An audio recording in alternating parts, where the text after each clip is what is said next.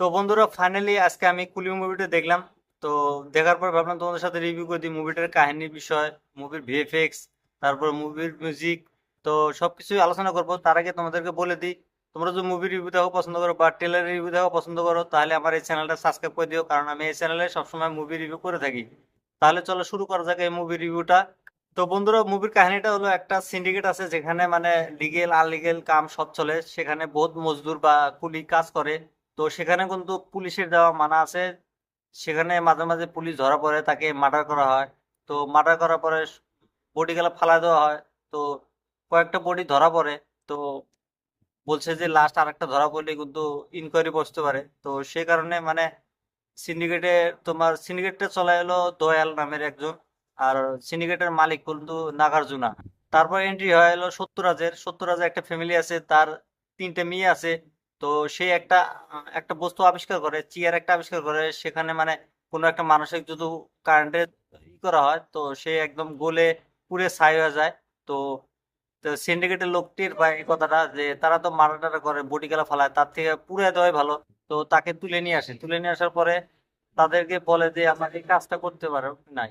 তো সত্যরাজ রাজি হয়ে যায়। তো তার টাকার প্রয়োজন। তো টাকার প্রয়োজনের জন্য বহুত বডি পুড়ায় দেয়। তো সত্যরাজ একদিন মানে পুরা মানে সিন্ডিকেটে যে আলিগেল কামগুলো চলে, তো সেগুলো বিষয়ে ডকুমেন্ট জমা করে, মানে তাদেরকে ফাঁসা দেওয়ার জন্য। তো ওরা আবার টের পায় সিন্ডিকেটের লোক।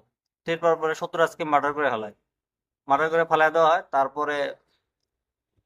তারপর এন্ট্রি হলো রজনীকান্তের। সে দিশা পায় যে আমার একটা বন্ধু মার্ডার হয়ে গেছে। তো সে যায় সেখানে, সে যাওয়ার পরে দিশা পায় যে আমার বন্ধুকে মার্ডার করছে। তার একটা 30 বছর পুরানা ফ্রেন্ড আছিল। তো মার্ডারের পরে তার বেটির সাথে আলোচনা করে। তো ওর বেটি অল্প ইগনোর করে তাকে।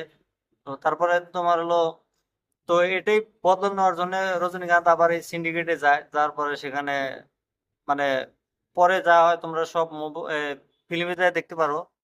কারণ এখন আমি তোমাদেরকে বলবো রজনীকান্তের অ্যাক্টিং, ভিএফএক্স, মিউজিক কেমন ছিল সেটা বলি। কাহিনী তো বহুত বলছি, তোমরা বাকিটা সিনেমা হলে যা দেখো। লোকেশ কানাগের কথা যদি বলি, মুভির রাইটিংটা খুব স্লো আছে। মানে লোকেশ কানাগের এর আগে বহুত মুভি দেখছি, বিক্রম, ক্যাদি, লিও, মুভিগুলা এর থেকে ভালো আসলো। এই মুভিটা এভারেজ চলে। তো তারপর যদি অনিরুদ্ধের কথা বলি, অনিরুদ্ধের মিউজিকই কিন্তু এই মুভিটা ধরে রাখছে। কারণ এই মুভিতে ওর মিউজিক আর হলো রজনীকান্তের অ্যাক্টিং, এই দুইটা বস্তুই এই মুভিতে আছে। বাকি কিন্তু ওমন কিছু নাই। তোমরা যদি আশা করছো যে এই মুভিতে অ্যাকশন বহুত, অ্যাকশন কিন্তু অত নাই। ফার্স্ট হাফে কিন্তু অ্যাকশন ছিল না, সেকেন্ড হাফে অল্প অ্যাকশন আছে। তো বেশি অ্যাকশনে আশা করো না তোমরা, কারণ এই মুভিতে অ্যাকশন বহুত কম আছে। যেটা আছে ভালো আছে, খারাপ না। তারপর যদি উপেন্দ্রের কথা বলি, উপেন্দ্র লাস্ট এন্ট্রি হয়। তো সে ভালো একটা রোল করছে তার। তারপর আমির খানের লাস্ট একটা কেমিও আছে। তার রোলটা খুব সুন্দর হয়েছে, হাফ প্যান্ট বেঁধে আসে, পুরা মেশিন গ্যাং চালায়। সুবীর যে আছে মালিয়ালম স্টার, সে ভিলেন চরিত্র খুব সুন্দর রোল করছে। তোমার নাগার্জুনাকে রিপ্রেজেন্ট ভালোভাবে করছে, কিন্তু তার ডাবিংটা অল্প খারাপ ছিল। তো তোমরা যদি এই মুভিটা দেখতে চাও, তোমরা যাই দেখতে পারো, কারণ এই মুভিটা খারাপ বলা যাবে না, ভালো বলা যাবে না, অ্যাভারেজ মুভি। তো দেখা চলে। তো মুভিটা আমার কাছে খুব ভালো লাগছে, আমি তো দেখছি।